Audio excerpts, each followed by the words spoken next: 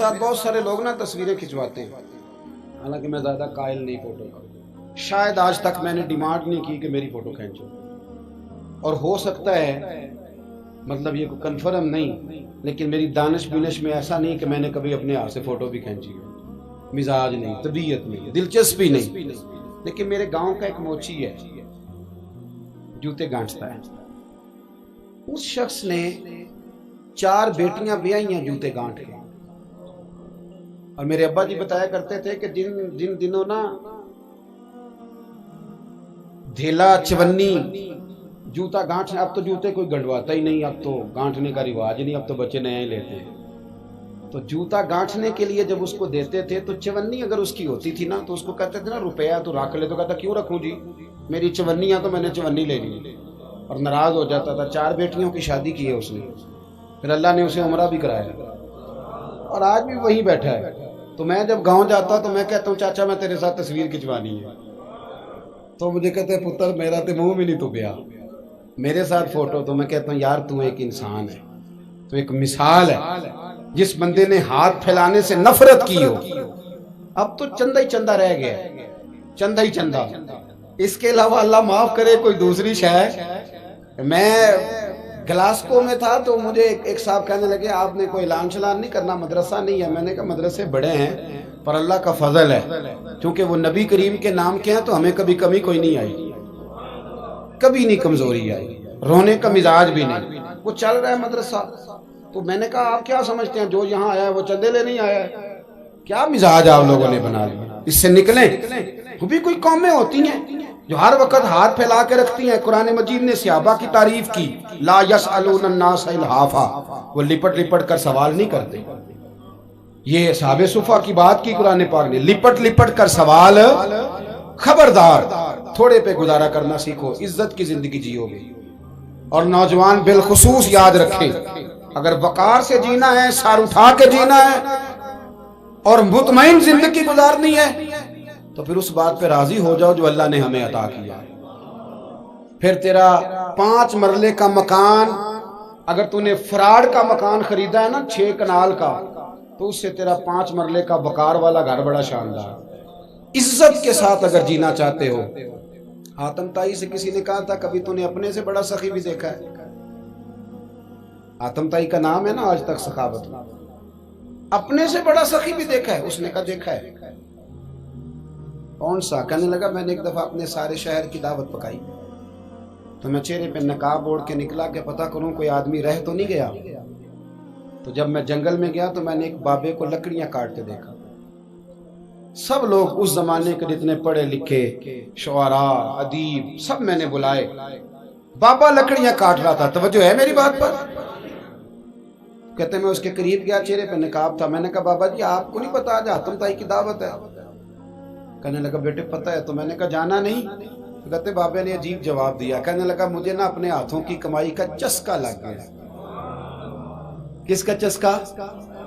ہاں آج کل چسکا یہ ہے کہ کسی کو پارٹی کیسے ڈالنی ہے، کیسے مفت کی روٹی کھانی ہے۔ کس کا چسکا لگ گیا؟ اپنے ہاتھوں کی۔ بولیے۔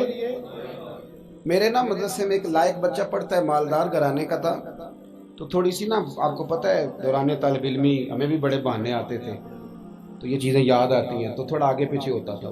مدرسے میں کام ہو رہا تھا تو میں اس کو کھڑکی میں لے کے کھڑا ہو گیا، میں نے کہا بیٹے ایک چیز تجھے دکھانی ہے، جب تیرے سامنے بھنا ہوا گوشت رکھا جاتا ہے تو نخرے کرتا ہے، ادھر بھی آ ایک نظارہ دیکھ۔ مزدور نا سویرے 2 روٹیوں کے بیچ اچار رکھ کے لاتا ہے، اور جب وہ دوپہر کو کھانے لگتا ہے نا میرے بھائی تو وہ اچار اس کی روٹیوں کو بھی لگ جاتا ہے، پونے کو بھی لگ جاتا ہے۔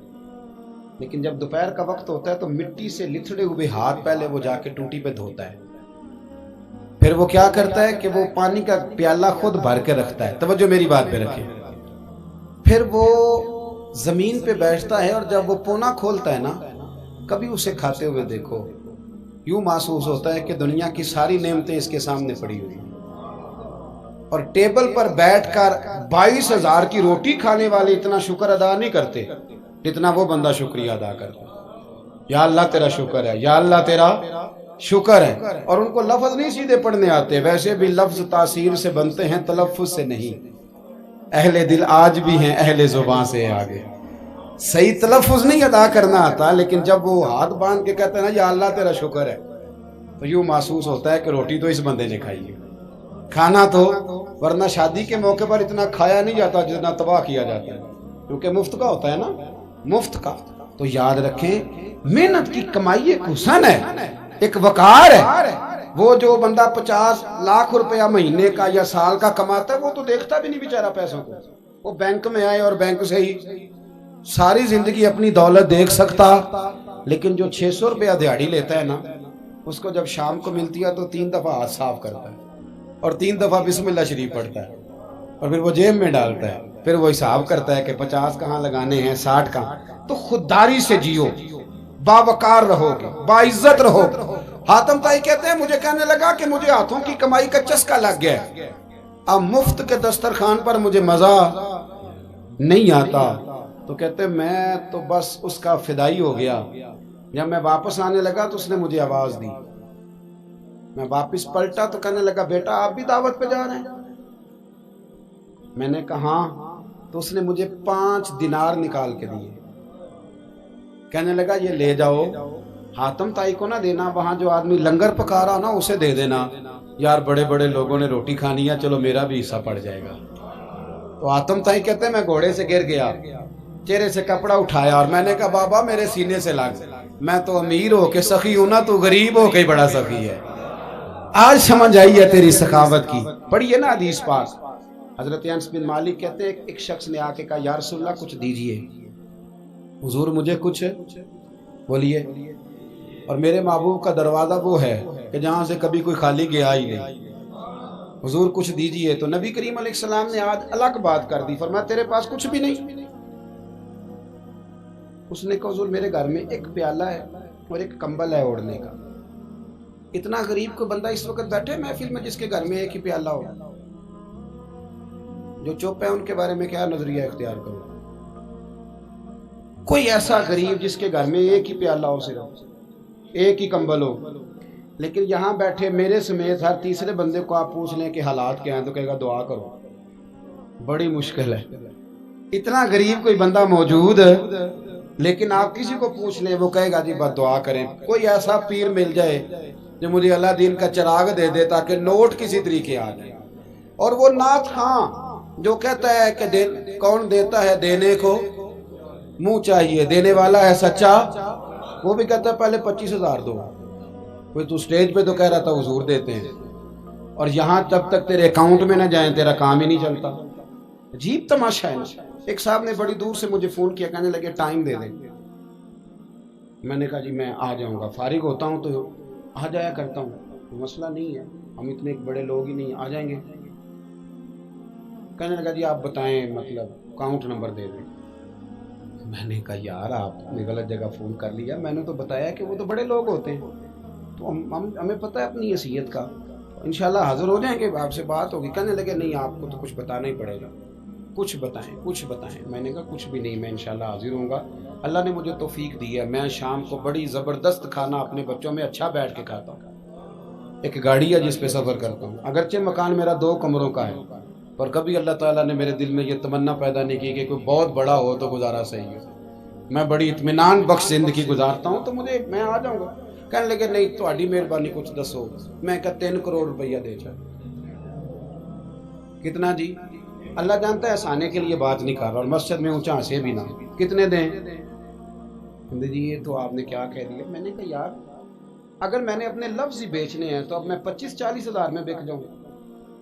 تو میں تو سمجھتا ہوں کہ نبی پاک کا فرمان بڑا قیمتی ہے، تو ریٹ لگاؤں تو میری حیثیت یہ ہو کہ 40,000 روپیہ. اگر میں نے بکنا ہی ہے تو کوئی ریٹ تو لوں نا. اور ویسے بھی میں تو سمجھتا ہوں کہ میں بڑا انمول ہوں، اس لیے کہ میں رسول اللہ کے دین کا نوکر ہوں. اور یہ غلطی ان کی نہیں جو بیچتے ہیں، غلطی ان کی ہے جو خریدتے ہیں. آپ لوگوں نے مارکیٹیں بنائی ہیں، آپ مارکیٹیں نہ بناتے تو کبھی مارکیٹوں میں اس طرح کی چیزیں بکنے کہ ہم نے ظلم کیا ہے، ہم نے زیادتی کی ہے، ہم نے یہ ماحول بنایا ہے. بہرحال بات دور نہ نکل جائے، واپس آتا ہوں. نبی کریم صلی اللہ علیہ وسلم نے فرمایا تیرے پاس کچھ نہیں، ایک کمبل ہے اور ایک، حضور نے فرمایا لے کے آ. یہ سرکار کا فرمان سیاستہ سے عرض کر رہا ہوں. اگرچہ امام جلال الدین سیوطی نے تفسیر در منصور میں تفصیل کے ساتھ اس روایت کو کئی طرق سے بیان کہا. ایک کمبل، یارو سوچو، ایک کمبل جس بندے کے پاس ہو، ایک پیالہ، اس سے بھی کوئی غریب ہوگا. حضور نے منگا لیا اور بولی لگا دی، کون خریدے گا؟ ایک شخص نے کہا 1 دینار، ایک نے کہا 2. حضور نے 2 دینار میں بیچ دیا. وہ بولا نہیں کہ حضور 2 ہی تو چیزیں تھی، وہ بھی بیچ دی آپ نے. اللہ کے رسول نے فرمایا 1 دینار کا کھانا لے جاؤ اور 1 دینار کا کلاڑا خرید کے لاؤ. وہ لائے. حضرت انس کہتے ہیں بندہ بڑے نصیبوں والا تھا.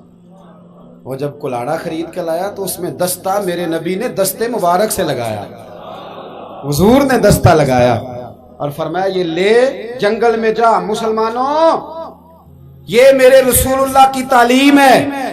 نوجوانوں غور کرو، اگر معاشرے کو سنوارنا ہے تو اس چیز پر محنت کرو. فرمایا یہ کلاڑا پکڑ، رسی پکڑ، جنگل میں جا، لکڑیاں کاٹ کے لا، کھا بھی اور کھلا بھی، پہن بھی اور پہنا بھی، جا. اور حضور نے فرمایا 15 دن مجھے نظر نہ آنا، جا کام کر. جا کے محنت کرنا اہل اسلام کا شیوا ہے. آج پوری دنیا میں ہمارا کشکول مشہور ہے، دھوکہ معروف ہے. لوگ کہتے ہیں کہ انہوں نے ایسے ہم نے طریقے غیروں سے پیسے نکالنے کے اختیار کیے، ایسے طریقے کہ کبھی سنے تو شرم سے سر جھک جاتا ہے. یہ معیار ہوتا ہے اعلیٰ قوموں کا کہ وہ چندوں پہ زندگی گزاریں، وہ مانگ کر کے کھائیں. یہ معیار ہوتا ہے. کسی کونے پہ بریک لگتی ہے تو آپ دیکھیں مانگنے والے کتنے زور و شور سے آتے ہیں. خدارا محنت کی عادت. وہ صحابی چلے گئے، 15 دن کے بعد آئے. یہ لفظ امام سیوطی نے لکھے. 15 دنوں کے بعد آئے تو حضور نے فرمایا تیرا حال کیا ہے؟ حضرت انس کہتے ہیں مجھے بھی تجسس تھا کہ پتہ تو چلے. تو وہ مسکرائے، عرض کرنے لگے یا رسول اللہ پہلے 1 پیالہ تھا، اب سارے گھر کے برتن بن گئے. یا رسول اللہ برکت آپ کی ہے. پہلے 1 کمبل تھا، اب سارے گھر کے بستر بن گئے. اور امام سیوطی کہتے ہیں انہوں نے جیب میں ہاتھ ڈالا تو 10 دینار نکالے. عرض کی حضور رکھ لے، میں صحابہ صفا کے لنگر میں حصہ ڈالنے آیا ہوں، یہ قبول کر لے مجھ سے. مہربانی فرمائیں، مہربانی. خودداری سے جیے اور تھوڑے پہ گزارا کریں.